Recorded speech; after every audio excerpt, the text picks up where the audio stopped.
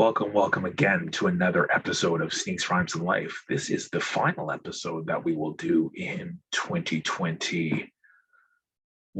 It's been a crazy year. We still have a pandemic happening now. For those that are watching on YouTube, you're hitting the subscribe button. Thank you for all the likes and all the appreciation. So you may wonder, why am I wearing this mask? Well, it would be for the one and only MF Doom. MF Doom,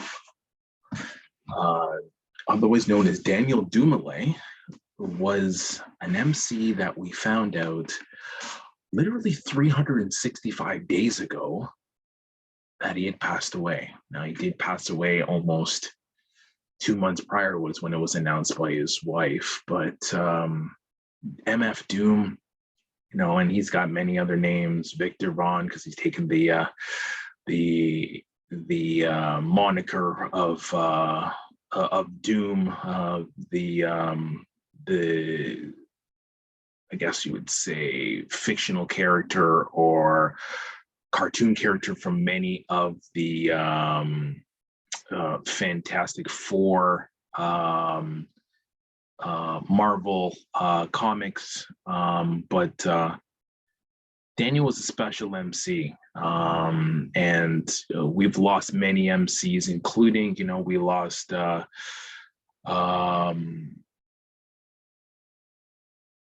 DMX, one of the most notable ones this year, but I am still 365 days later, I am still reeling back from losing MF Doom. And I had just really gotten into MF Doom. I knew who he was. I had heard his music, but I really had grown an appreciation for MF Doom only months before he actually passed away.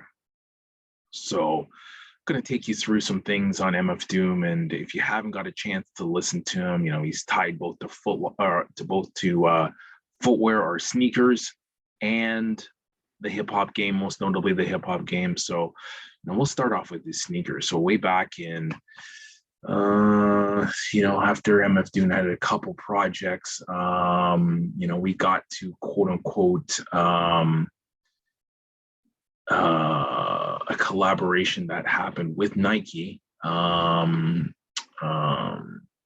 So it's the colorway is a dunk that was released in 2007, around the time that I wouldn't know if it would be his most famous project, on the heels of Mad Villainy that he did with Madlib, and we'll get into that in a second. But for a hip hop artist and an underground one that has been appreciated by skate culture, by Nike as a brand, and so many others in the underground hip hop circles, to have his own sneaker is pretty amazing. It's one of the most limited Nike dunks that have ever been out there, and this has transcended on his style of being different, alternative, unpredictable, and at the same time one of the most celebrated MCs of our time. So pretty special that he had his own shoe. But let's take you through a quick little history lesson about MF Doom. So MF Doom, if you didn't know, grew up in London, England. He was part of a group. He did move to New York in the late 80s. He was, this group that he was part of was KMD. He performed under the name Zeb Love X was the name that he had. He was in a group with DJ Sub Rock and his brother, but ultimately there was an accident that happened with the group. For those that didn't know, actually, MF Doom was actually on a third base track, the gas race at the very end. That's kind of one of his big claims to fame and kind of got him started. But he had recorded his first album with KMD, and they went to go back and record the second album. Unfortunately, Sub Rock was again hit by a car, unbelievable. And ultimately they tried to put out the album. There was many issues. They got dropped by their label. And for the most part, um, we'll call him MF Doom versus his real name.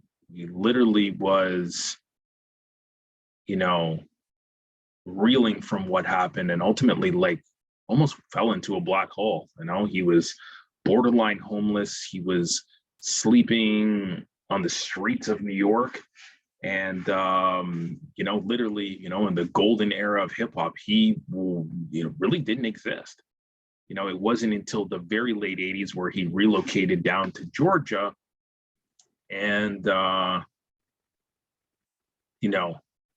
he ultimately then came back in 97, 98. He started to regain not only his composure, but his desire to be part of the hip hop game again. The album that went south, that he got bootlegged, and there was no official release until 2000. But he decided to go back and start to do some open mic events. It was kind of still a weird thing. But one of the things he had done, he had taken on a new identity, and this is where MF Doom came in, the supervillain Dr. Doom. That kind of became his piece. He ultimately released the record, Operation Doomsday. That was kind of, call it his debut album, under the MF Doom title. And there was, I wouldn't say a ton of buzz, but definitely he had established a fan base amongst that. Those that heard him definitely felt that he was totally different than his Zed Love X moniker under KMD. But he felt and was so different than when he was originally part of the rap game. He grew this underground following. And it was absolutely amazing. As we move forward, he started to work on some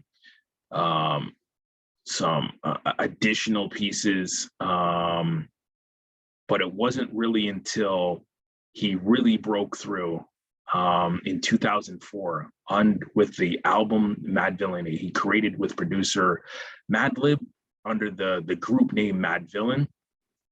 This album took a couple years to kind of put together. It came out in spring of 2004, but the love that it got from the hip hop culture, particularly in the underground scene, was unprecedented. And this is how we really come to know MF Doom as he is today. Mad Villainy really took him to new heights. And if you have never heard MF Doom, his ability to rhyme in literally patterns that we've never heard, he is like literally a unicorn of hip hop, and really sounds different than any other MC we probably ever heard. Like, I think sometimes, if I try to draw even a comparison to someone that just sounds so different than anyone else, I would say it's Ghostface. But he doesn't sound like Ghostface. It would be like how Ghostface is just totally different than everyone else. So, hey, through all that, although there was great success with Mad Villainy, and arguably Mad Villainy is a classic. Both it got commercial and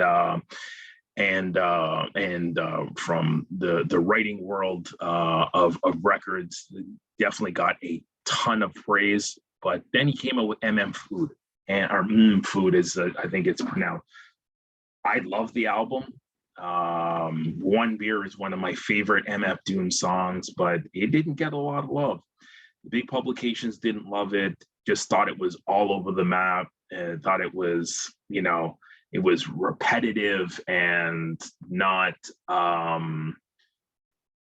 noteworthy or even memorable. I would beg to differ. I love it still. But anyways, many people thought he was a flash in the pan with Mad Villainy. So he went on to work with DJ Danger Mouse on a mouse, and I think this is when my first interaction with MF Doom was this album, and then I went back to Mad Villainy to find that one, and then ultimately Food. You know, it was pretty dope. You know, we know that he had, you know, talents beyond just being an MC. He definitely worked with Ghostface, and I just mentioned Ghostface, but he actually worked with Ghostface on Fish Scale, and I wouldn't say that. I don't know if those were like full on albums or mixtapes or what. I don't know. You'd have to ask Ghost what he thinks of it, but he did some production, and it was some really dope. Those are some of my favorite Ghost records that he's ever come out with. Was that era of the 2000. It's post I guess, you know, obviously post you know, the Triumph and Wu-Tang Forever, post Supreme Clientele, but this is still fire stuff that Ghostface is doing. And, you know, again, with MF Doom, it's really started to work and collaborate with a lot of different artists that were out there, you know, from EPs, Gazillionaire that he worked on. You know, he did a ton of different things on, you know, Bishop Nehru. He did something back in 2004. So again, you know, MF Doom is pretty amazing at what he was able to come up with.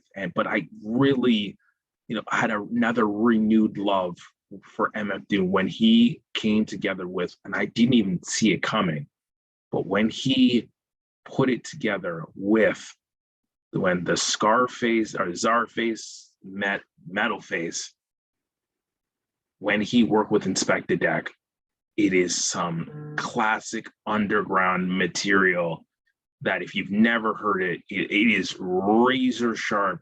It is crazy dope. And it sounded like nothing that I heard in recent memory. So, yeah, you know, one of the great things about MF Doom is his wordplay, and, you know, just being able to